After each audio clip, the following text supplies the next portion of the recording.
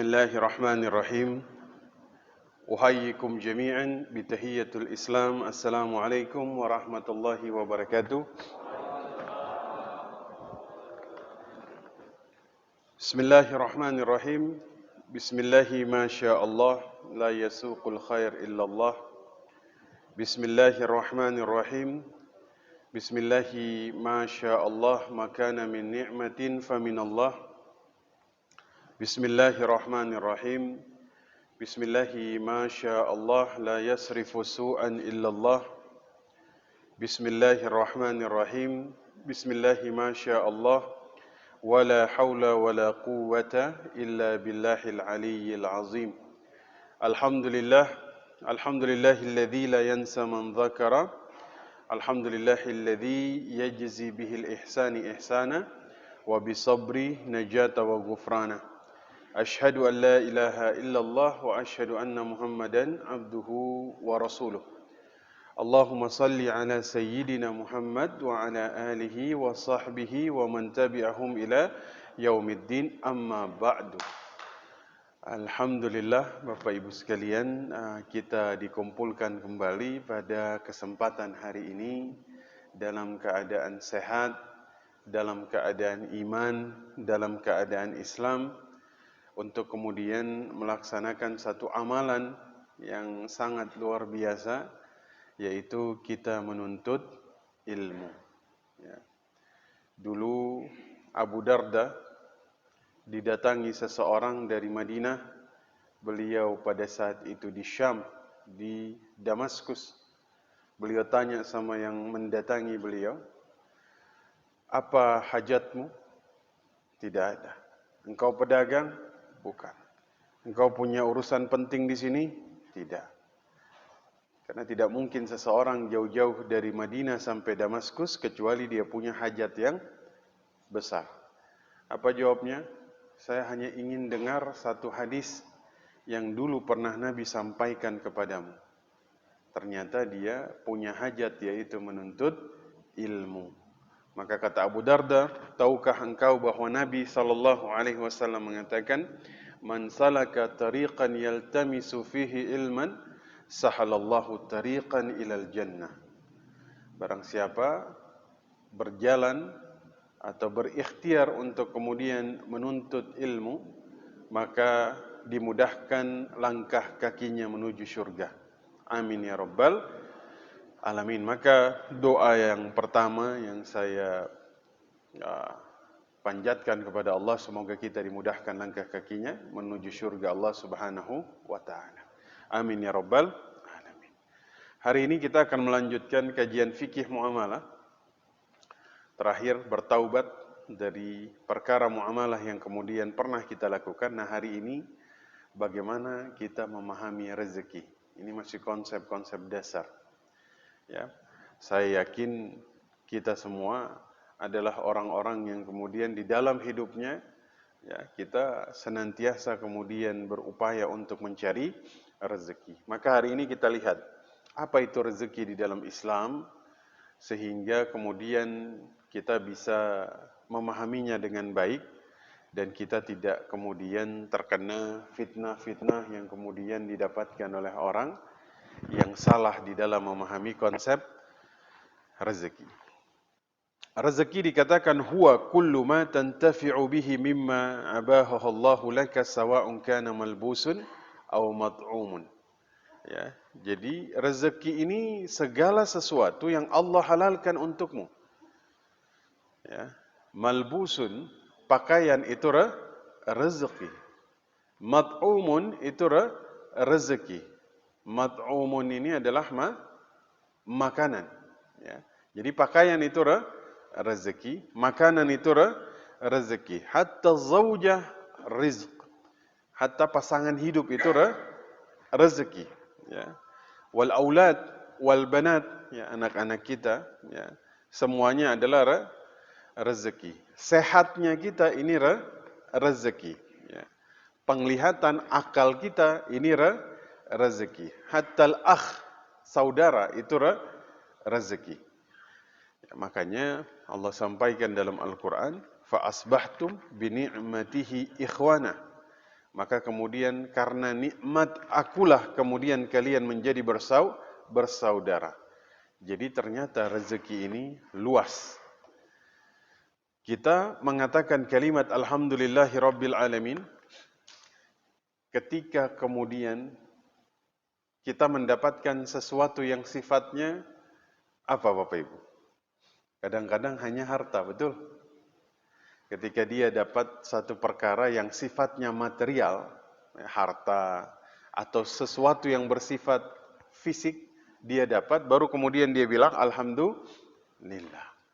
Padahal pendengaran ini rezeki, penglihatan ini rezeki, lisan ini rezeki. Kita berkumpul pada hari ini rezeki.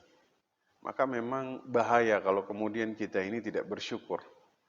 Karena banyak perkara yang tidak kita syukuri, ya, padahal kita sudah menikmati. Ya. Nah, ini kan bahaya kalau kemudian dia salah memahami rezeki sehingga dia hanya bersyukur pada perkara-perkara yang kemudian dia batasi. Ya, padahal kan bahaya sekali kalau kita tidak syukur. Ya. Kata Allah dalam Al-Quran dalam berbagai ayat, syukur ini selalu disandingkan dengan kata apa? Kufur. Ya. Syukur berarti kita kemudian menampakkan nikmat yang kemudian Allah berikan. Kalau kufur berarti kita menyembunyikan nikmat yang Allah berikan. Maka seseorang dikatakan kufur ketika dia tidak mengakui segala sesuatu berasal dari Allah. Maka kalau kita tidak memahami bahwa semua yang kita miliki ini rezeki, maka ini akan menghalangi kita untuk bersyukur kepada Allah. Ya. Maka kita bersyukur kepada Allah atas segala rezeki yang sudah Allah berikan. Amin ya rabbal alamin. Ya, jadi jangan membatasi rezeki ini hanya pada perkara yang sifatnya ini material atau harta. Ya, ternyata rezeki lebih luas dari itu semua. Nah, rezeki ini ada yang sifatnya umum, ada yang sifatnya umum. Ya, yang umum inilah yang segala sesuatu yang memberikan manfaat kepada kita, ya, baik harta, ya, rumah, ya, kendaraan, ya, atau segala sesuatu yang kemudian memberikan kebaikan dan manfaat untuk kita. Ini rezeki yang sifatnya umum. Ya. Kadang-kadang seseorang merasa bahwa dia dapat rezeki dari yang sifatnya umum ini menunjukkan kemuliaan dia di sisi Allah. Betul? Ya. Misalnya, seseorang ya, punya harta yang banyak, ya, usaha yang sukses, ya, segala perkara yang kemudian membuat dia merasa dia ini dimuliakan oleh Allah Subhanahu wa taala. Ya. Kadang-kadang kita punya persepsi yang salah. Itu masih rezeki yang sifatnya umum. Ya. Yang sifatnya harta dan lain-lain. Dan kalau Allah luaskan rezeki dari bab ini, itu tidak menunjukkan kemuliaan dia di sisi Allah. Sebagaimana jika Allah kemudian mencukupkan seseorang dari rezeki yang sifatnya umum ini tidak menunjukkan kehinaan dia di sisi Allah. Sehingga Nabi pernah tanya sama Abu Dzar Al-Ghifari, "Ya Abu Dzar, atara kathratul mal huwal ghina?" Engkau lihat orang yang banyak hartanya orang yang kaya? Na'am ya Rasul. Wa qillatil mal huwal faqr, dan orang yang sedikit hartanya itu orang fakir? Na'am ya Rasul. Maka beliau meluruskan pandangan ini dengan mengatakan, orang yang kaya adalah yang kaya hatinya, dan yang miskin adalah yang miskin hatinya. Jadi kita pahami dulu, rezeki ada yang sifatnya umum. Ya, harta dan apa yang kita miliki, rumah, kendaraan, jabatan, dan lain-lain. Itu rezeki yang sifatnya umum. Allah kasih kepada sesiapapun yang kemudian Allah inginkan. Ya. Dan ingat, ini tidak menunjukkan kemuliaan dia di sisi Allah Subhanahu wa taala. Ya. Maka jangan sampai kita salah memahami. Ya. Dia banyak harta, dia merasa dia dimuliakan. Dia sedikit hartanya, dia merasa dia sedang dihinakan. Ini ditegur oleh Allah di dalam surat Al-Fajr. Allah tegur pemahaman ini dengan kemudian berfirman, فَأَمَّا الْإِنسَانُ إِذَا مَبْتَلَاهُ رَبُّهُ فَأَكْرَمَهُ. Ya. Adapun manusia jika Allah uji dia dengan diberikannya kebaikan, maka kesenangan, maka dia mengatakan Tuhanku telah memuliakanku. Ya. Tapi lihat, ya, Allah katakan, ya, tapi kalau kemudian dia diberikan ujian dengan segala sesuatu yang kemudian Allah batasi rezekinya, maka dia katakan apa? Tuhanku telah menghinakanku. Maka ini diluruskan oleh Allah Subhanahu wa ta'ala. Banyaknya harta, ya, ini hanya rezeki yang sifatnya umum. Tidak menunjukkan kemuliaan seseorang di sisi Allah. Jika Allah suatu saat mencukupkan rezeki kita, ya mungkin Allah berikan kita dalam keadaan kurang, jangan menganggap bahwa kita sedang dihinakan oleh Allah Subhanahu wa ta'ala. Ini Allah mengingkari keyakinan sebagian manusia ketika mereka gagal di dalam memahami rezeki di dalam perkara ini. Jadi rezeki ini ada yang sifatnya apa? Umum. Ya. Nah, sekarang yang kedua, ada rezeki yang sifatnya khusus. Saya doakan mudah-mudahan kita dapat rezeki dari bab ini. Amin ya rabbal alamin. Karena dari yang sifatnya khusus, inilah yang kemudian membuat seseorang itu tegak agamanya. Ya. Inilah yang kemudian Allah berikan berupa amal yang saleh, ilmu yang bermanfaat. Ya. Semua atau segala perkara yang membuat dirinya ini mendekatkan diri kepada Allah Subhanahu wa ta'ala. Ya. Maka jika Bapak Ibu ingin lihat rezekinya ini dari yang umum atau yang khusus, maka ukur dari ketaatan. Ya. Allah tambahkan harta. Kalau Bapak Ibu tambah dekat kepada Allah Subhanahu wa ta'ala, hartanya ini digunakan untuk taat kepada Allah, maka bersyukurlah kepada Allah. Berarti rezeki Bapak Ibu ini bukan rezeki yang umum, tapi khusus. Kenapa? Karena membuat Bapak Ibu tambah dekat kepada Allah. Ya. Dan tidak semua orang itu mendapatkan rezeki dari bab ini. Ya. Rezeki yang membuat dia semakin taat, rezeki yang membuat dia semakin saleh, rezeki yang semakin membuat dia itu berbuat kebaikan di dalam hidupnya. Rezeki ini hanya dikhususkan kepada orang-orang yang beriman. Mudah-mudahan Allah berikan dan Allah luaskan kepada kita. Amin ya rabbal alamin. Ya, jadi cara ngukurnya itu gampang. Lihat kita tambah dekat atau tambah jauh. Ya. Kalau tambah dekat, alhamdulillah. Tapi kalau tambah jauh, maka banyak-banyaklah beristighfar kepada Allah. Nah, maka Allah Subhanahu wa ta'ala, ya, ini memberikan gambaran kepada orang-orang yang kemudian Allah berikan rezeki dari bab khusus dengan cara Allah berfirman, "Wa may yu'min billahi wa ya'mal salihan yudkhilhu jannatin tajri min tahtihal anhar khalidina fiha abadan." Orang-orang yang kemudian Allah sampaikan di sini, orang yang mukmin, ya, mereka yang kemudian mengerjakan amal saleh, ya, yang Allah masukkan ke dalam syurga-syurga yang di bawahnya mengalir sungai-sungai, mereka kekal di dalamnya. Ya, mukmin. Siapa itu orang mukmin? Ya, dalam bab mencari rezeki, ya, seperti yang pernah saya sampaikan.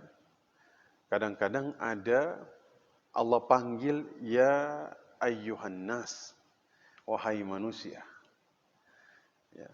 Kulu mimma fil ardi halalan thayyibah. Ya. Makan apa yang ada di atas muka bumi dari yang halal lagi thayyib. Ya. Maka perintah ini umum. Ya, siapapun yang cari, agama apapun dia, dari mana dia, ya, orang apa dia mukmin atau bukan. Tapi kalau dia cari dari yang halal, Allah berikan. Ya, tapi ketika dia rubah dirinya jadi orang yang beriman, maka konteks ayatnya ini berubah, Bapak Ibu. Ya ayyuhalladzina amanu kulu minat thayyibat. Wahai orang-orang beriman, makan dari yang baik-baik. Kalimat halalnya dihilangkan. Kalau manusia biasa, Allah seru kepada yang halal lagi tayyib. Tapi orang yang beriman, halalnya dihilangkan. Kenapa? Karena sudah pasti dia makan dari yang halal. Tayyibnya dijamakkan jadi tayyibat. Maka orang beriman itu dia cari rezeki, ikhtiarnya sedikit, Allah dekatkan. Berapapun hasilnya, Allah tambahkan keberkahannya. Masya Allah. Ya. Maka semoga kemudian kita dibuka rezeki kita dari bab ini. Ya, rezeki yang kemudian membuat kita tambah dekat kepada Allah Subhanahu wa Ta'ala. Ya. Jika Bapak Ibu bisa memilih, dapat rezeki yang bikin Bapak Ibu tambah jauh dari Allah, atau rezeki yang bikin Bapak Ibu ini tambah dekat kepada Allah, pasti kita pilih yang bikin kita tambah dekat. Ya. Tapi karena gagalnya kita di dalam memahami konsep rezeki, biasanya ya, kita menginginkan yang banyak, tapi nggak sadar kemudian ini membuat kita tambah jauh dari Allah Subhanahu wa Ta'ala. Naam. Maka kemudian Bapak Ibu yang dimuliakan Allah Subhanahu wa Ta'ala, ya, itu dalam Al-Quran, surat Hud, Allah itu berfirman, ya, wa ma min dabbatin fil ardi illa 'ala Allahi rizquha. Dabbah, ya. Dan tidaklah binatang melata di atas muka bumi kecuali Allah yang tanggung rezekinya. Allah tanggung. Ini menarik. Allah kasih contoh binatang. Binatang melata. Kira-kira binatang melata ini ikhtiarnya dengan kita manusia lebih mudah yang mana di dalam kemudian mencari rezeki? Binatang melata.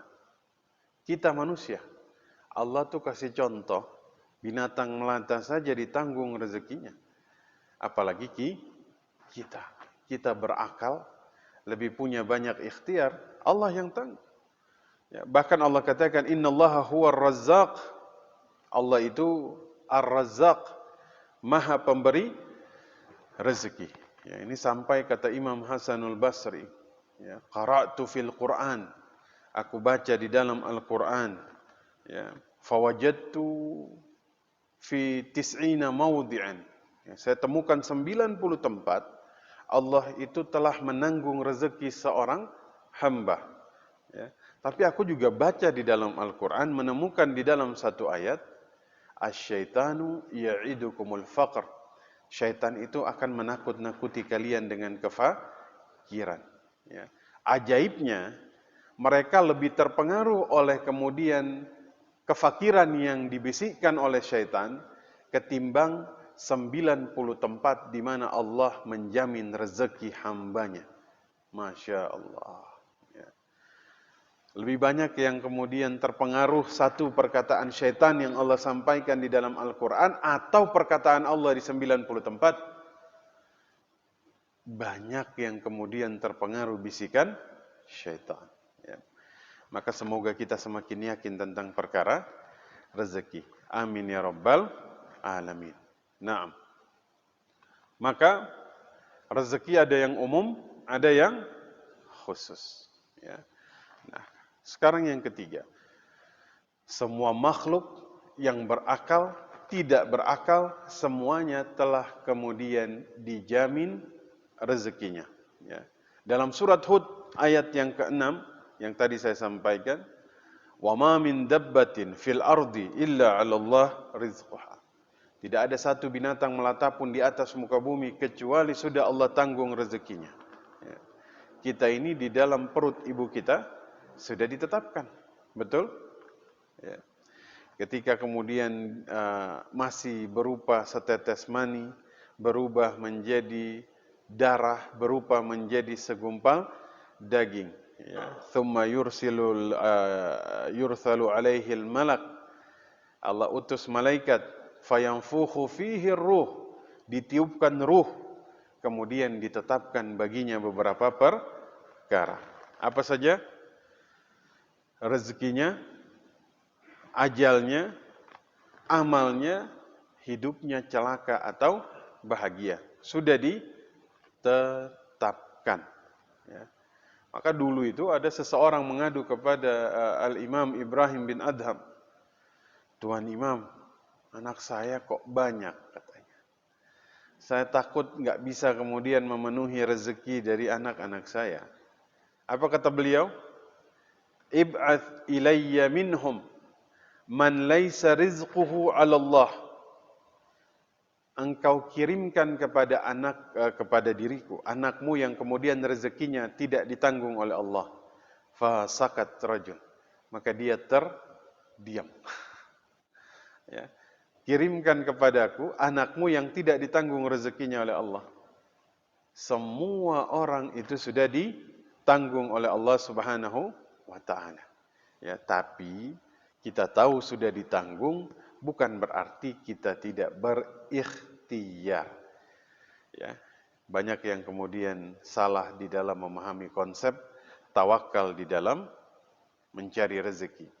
Tawakal tidak menghilangkan ikhtiar. Ya, tawakal tidak menghilangkan ikhtiar. Ya.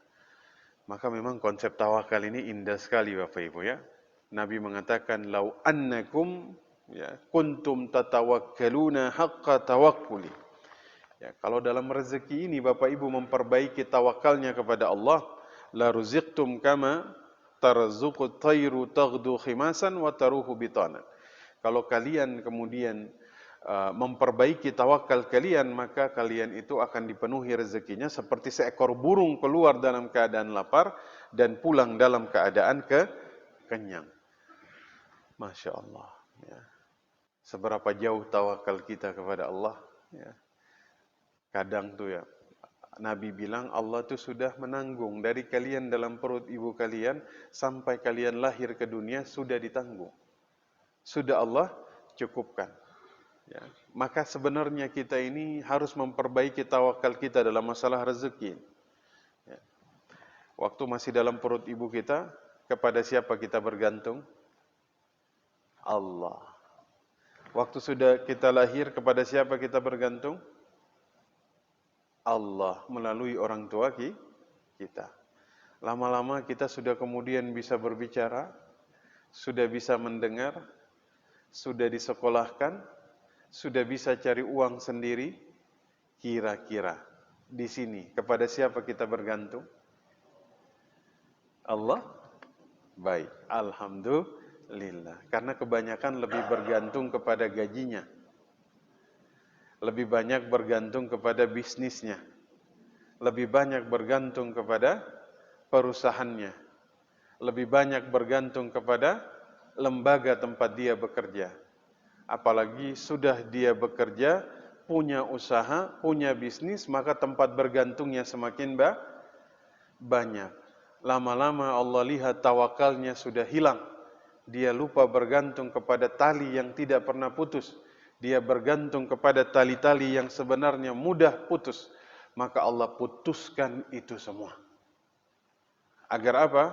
Agar dia kembali berpegang kepada tali yang tidak pernah putus, yaitu tawakal. Ya, mungkin sekarang keadaan kita ini adalah keadaan di mana Allah memperbaiki kebergantungan kita yang kemudian sudah mulai meredup. Ya.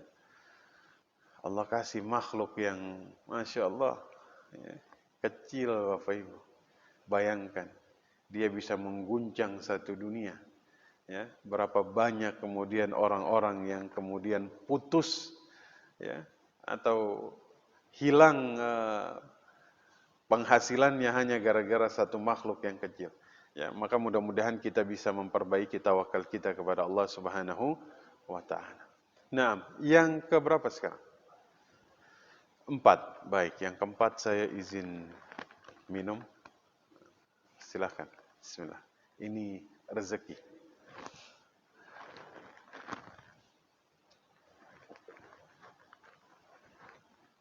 Alhamdulillahirabbil alamin. Nah, yang keempat. Keempat ini konsep rezeki. Seseorang tidak akan mati sampai dia menghabiskan jatah rezekinya yang terakhir. Tidak akan mati. Dari Ibnu Mas'ud, Nabi SAW bersabda, Inna ruhal qudus nafathi fi raw'i. Ya, ruhul qudus. Siapa ruhul qudus? Jibril membisikkan ke dalam jiwaku, inna nafsa la yamutu hatta tastakmila rizquha. Seseorang tidak akan mati kecuali kemudian Allah sempurnakan rezekinya. Allah sempurnakan rezekinya. Fattaqullah wa ajmilu fit talab. Maka bertakwalah kepada Allah, perbaiki cara kalian di dalam mencari rezeki. Ini menarik. Seseorang tidak akan meninggal sebelum rezekinya disempurnakan. Jadi kalau ada satu butir nasi belum masuk, kira-kira kita mati atau tidak? Tidak. Jika itu masih menjadi rezeki kita, kita tidak akan mati. Kadang kita lihat ada orang sakit bertahun-tahun. Ya. Ustaz, Masya Allah, si fulan ini susah sekali makannya. Ya. Tapi kemudian tadi meninggalnya ba'da asar, waktu zuhur makannya lahap sekali. Ya, sampai itu beliau ini sampai nambah 2 kali. Pernah Bapak Ibu lihat? Ada seseorang itu meninggal tadi masih sempat minum. Pernah kita lihat? Pernah. Kenapa? Karena itu rezeki terakhir yang harus disempurnakan, baru kemudian nyawanya dicabut oleh Allah.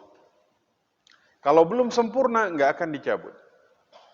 Saya tuh membayangkan ya, ketika ada pesawat yang jatuh, bagaimana kemudian penumpangnya ini, mereka menyelesaikan rezekinya terakhir hari itu. Ya. Tidak ada yang pernah tahu ya, bahwa ternyata itulah sarapan paginya yang terakhir ya. Bahwa ternyata itu saatnya dia sudah disempurnakan rezekinya ya. Mungkin 1 hari sebelumnya dia dapat rezeki yang besar ya. Usahanya berhasil ya.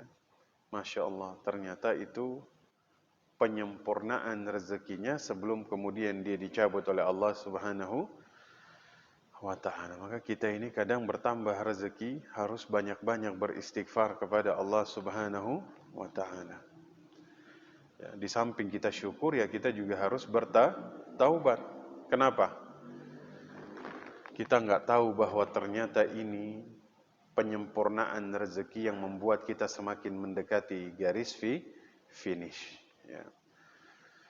Lebih banyak yang kemudian bersyukur atau beristighfar? Bersyukur, memang wajib bersyukur. Tapi saya tuh jadi ingat, kita tuh ketika terima rezeki, zikirnya 2 kali. Alhamdulillahirabbil alamin wa astaghfirullahal azim. Kita nggak tahu kalau ternyata memang ya ini kan sejalan. Rezeki dan maut sejalan, ya. Kalau pada pagi hari ini Bapak Ibu tahu bahwa Bapak Ibu tuh sudah menikmati 90% rezekinya. Berarti tinggal berapa? 10.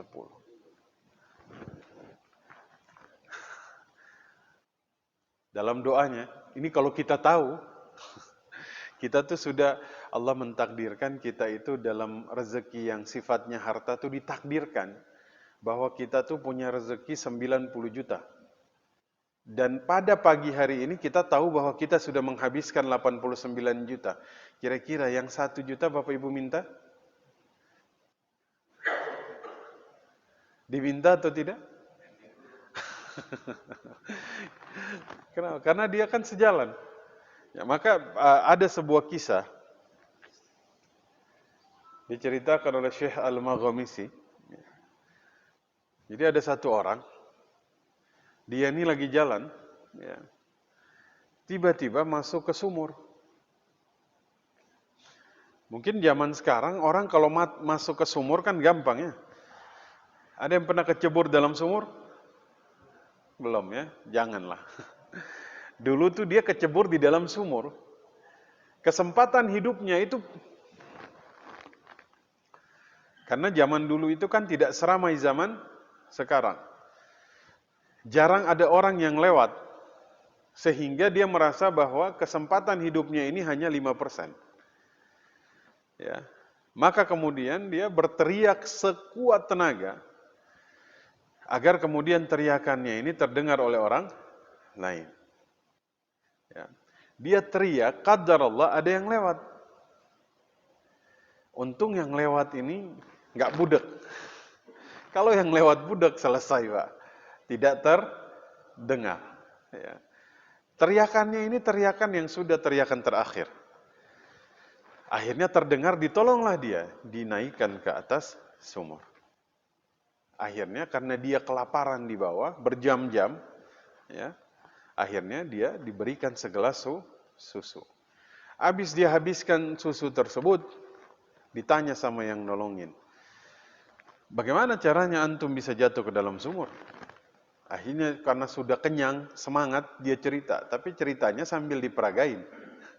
Tadi saya lewat di sini, tiba-tiba saya terpeleset, saya jatuh.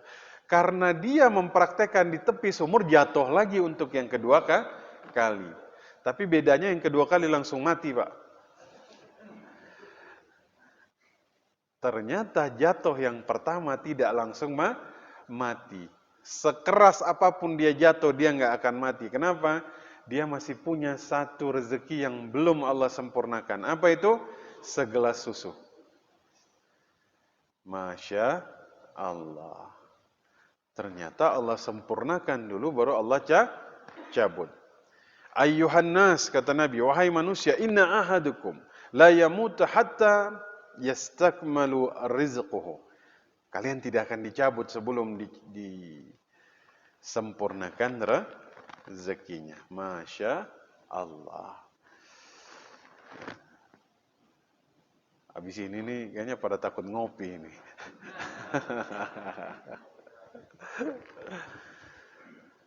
Intinya tidak akan dicabut sebelum disempurnakan.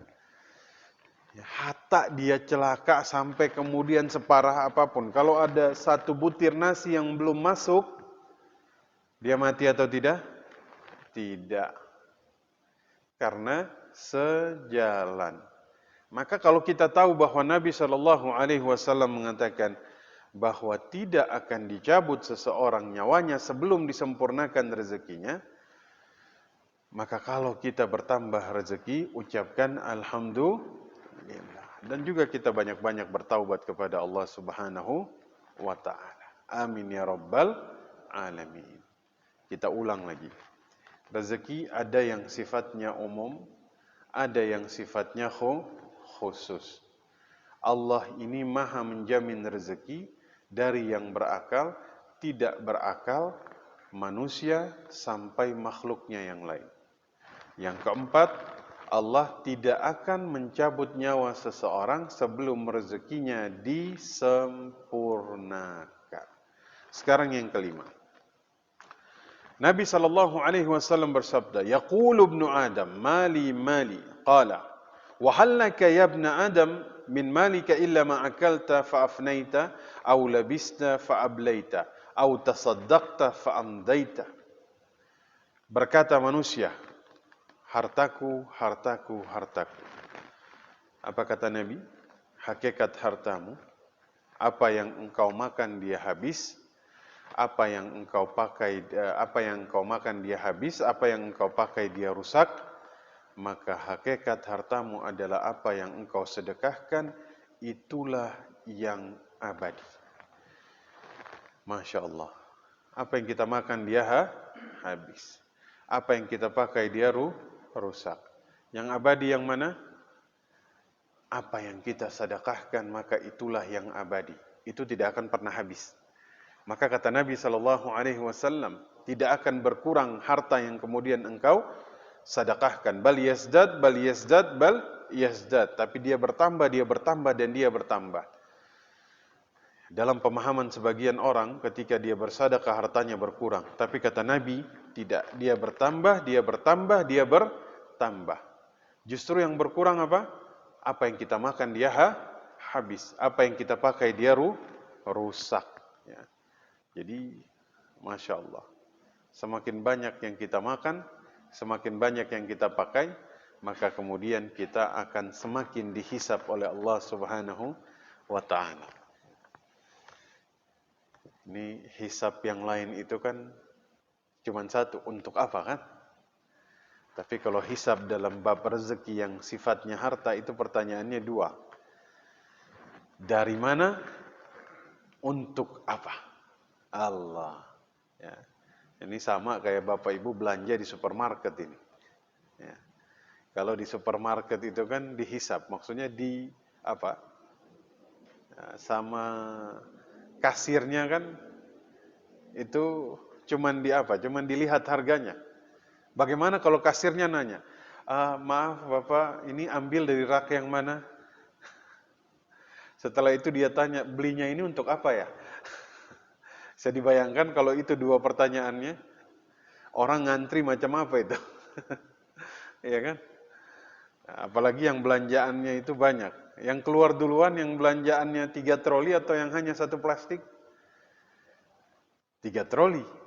Ya, begitupun di akhirat. Yang dihisap paling lama, yang banyak hartanya atau sedikit?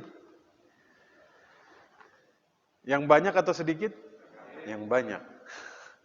Yang banyak ya sudah pasti akan paling lama dihisap kan.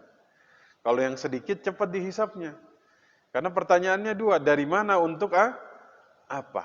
Ya, maka kata Nabi SAW, hakikat harta atau rezeki yang ada dalam hidup kita, satu, apa yang kita makan dia habis. Dua, apa yang kita pakai dia rusak. Tiga, yang disedekahkan itulah yang abadi.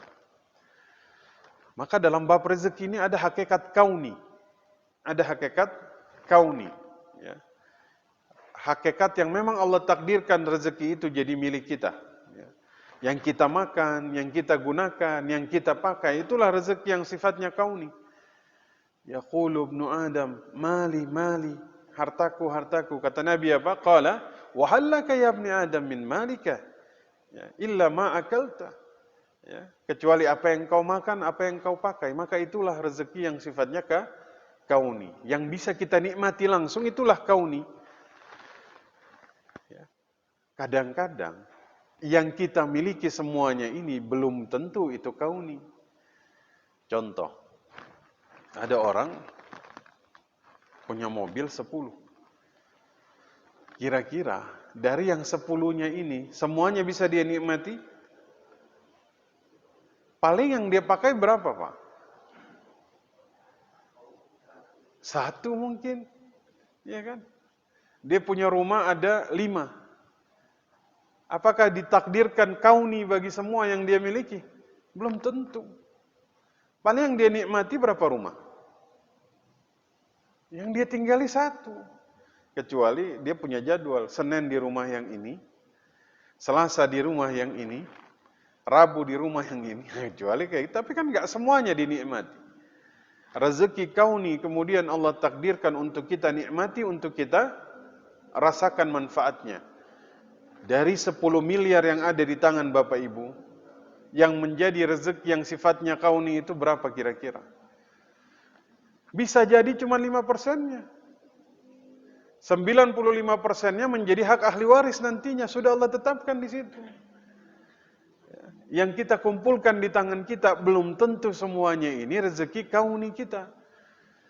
Bisa jadi yang kita makan dari yang 10 ini cuma 1. Ya. Maka jangan kemudian manusia ini lalai mengejar sesuatu yang kemudian Allah takdirkan hanya sedikit yang menjadi bagiannya. Rugi kan? Rugi, Pak. Ya. Betapa banyak kemudian manusia meninggal Ya, dia meninggalkan harta yang tidak sempat dia nikmati, yang dia habiskan waktunya untuk mengejarnya, yang menyita waktunya untuk beribadah kepada Allah, dan kemudian tidak sedikit pun yang bisa dia nikmati, hanya sedikit yang bisa dia nikmati. Rugi Bapak Ibu, rugi. Ya. Kita kemudian menjual akhirat kita untuk dunia kita. Baik, saya izin minum lagi. Tinggal berapa menit lagi kita? Berapa menit lagi? 1 jam, Masya Allah. Bebas ya. Tadi kata moderator 75 menit. Ya, sepertinya tinggal 5 menit lagi. Saya izin minum dulu ini. Bismillah.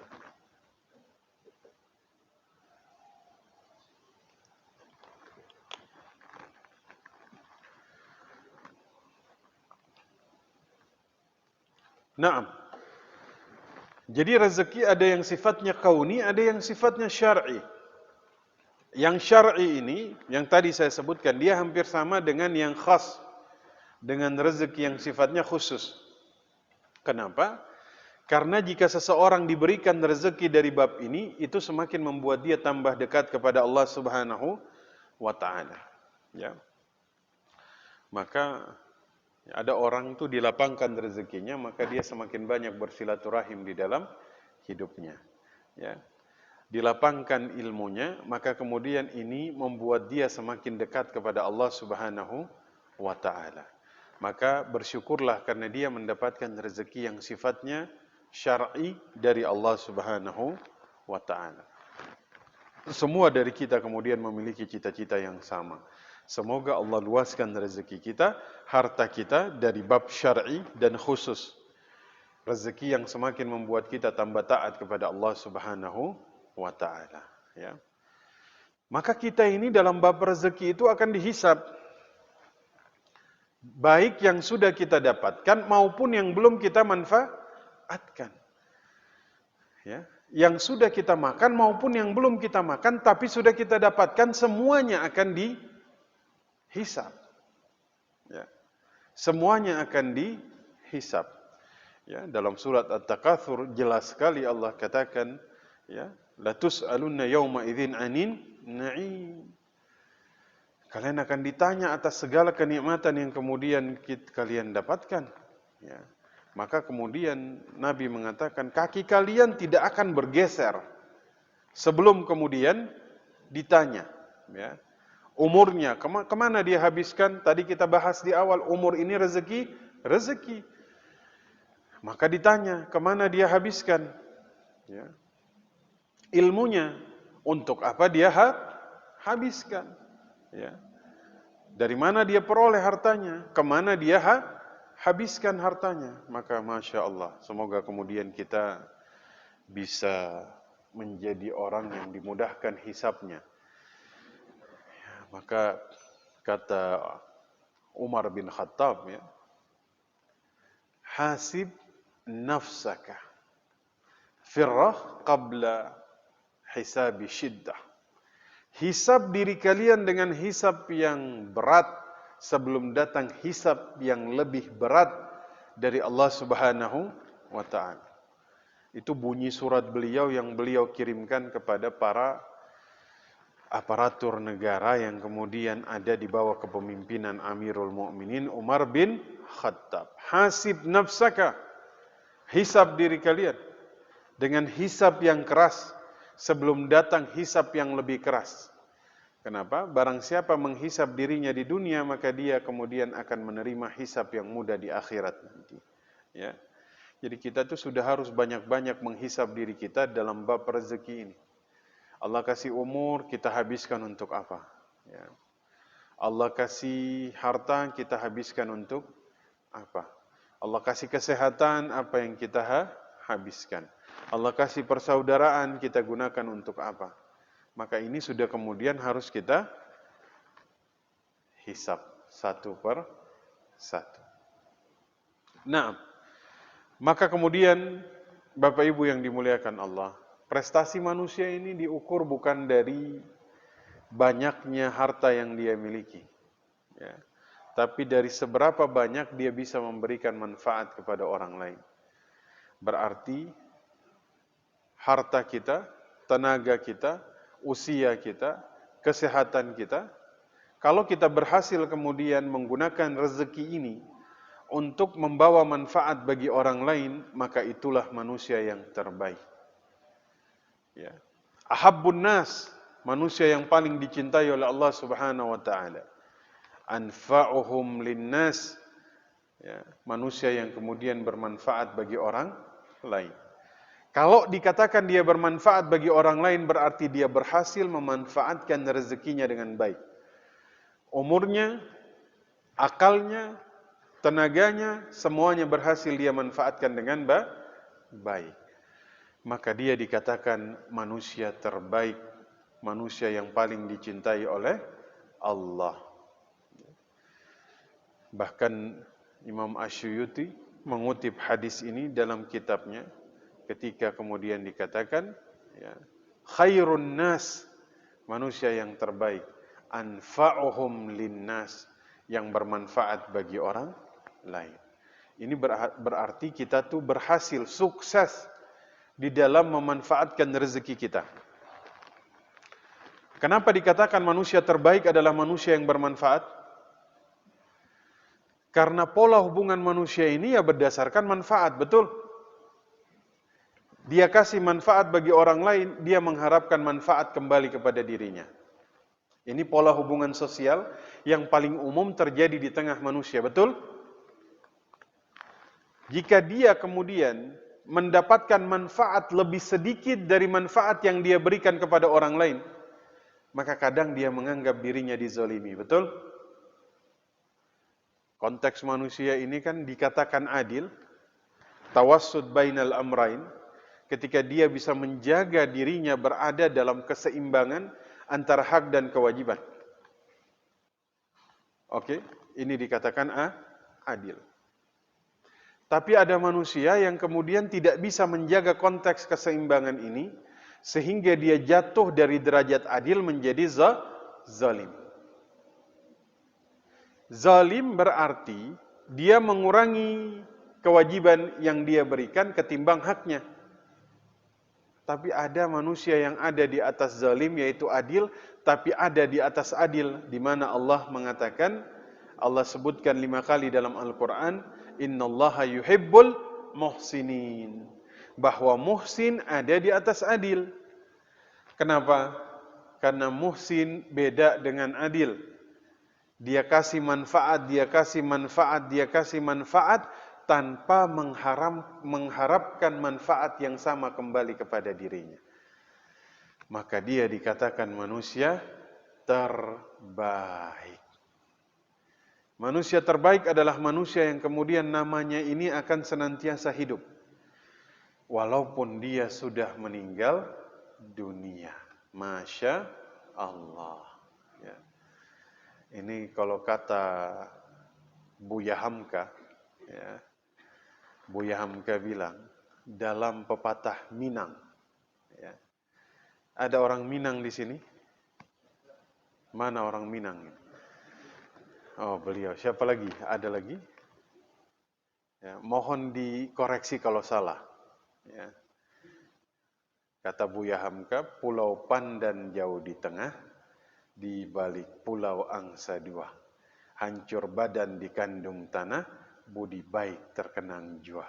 Masya Allah. Itu kalau kata pepatah Minang. Tapi kalau kata pepatah Arab yang dikatakan oleh Syauqi, ya, ada orang Mesir di sini? Nggak ada ya. Jadi kalau salah nggak apa-apa lah. Nggak ada yang bisa. Kalau kata pepatah Mesir Syauqi itu, beliau bilang, yahfad nafsaka qabla mautika fadhikrun lil insani umrun thaniyan. Jaga sebutan namamu di tengah-tengah manusia dengan melakukan kebaikan-kebaikan. Maka nanti sebutan manusia akan dirimu ketika kematianmu, itulah usiamu yang kedua. Masya Allah. Ada orang tuh mungkin usianya ini, mungkin dia umurnya 26 tahun tapi kemudian meninggal.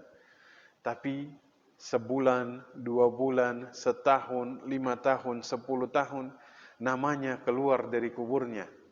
Kenapa? Karena manfaat yang dia berikan kepada orang lain. Tapi ada orang yang hidupnya 8-90 tahun. Tapi ketika dia meninggal, namanya tidak pernah keluar dari kuburnya. Kenapa? Karena dia menahan dirinya dari memberikan manfaat kepada orang lain, dari rezeki yang kemudian Allah berikan kepada dirinya. Maka untuk menutup kajian kita, saya menyampaikan sebuah hadis yang kemudian disampaikan oleh Nabi sallallahu alaihi wasallam ketika kemudian dikatakan bahwa inna fid dunya arba'an nafar. Di dunia ini ada 4 jenis manusia berdasarkan rezeki dan harta yang Allah bagi kepada mereka. 1, atahallahu malan wa ilman. Allah kasih harta, Allah kasih rezeki, Allah kasih ilmu. Apa yang Bapak Ibu bayangkan dari orang yang berharta dan berilmu? Dia akan menyampaikan hak-hak Allah Subhanahu wa taala. Sedekah dia lakukan, zakat dia keluarkan, dia bantu saudaranya, dia lihat saudaranya berkekurangan, dia bantu saudaranya.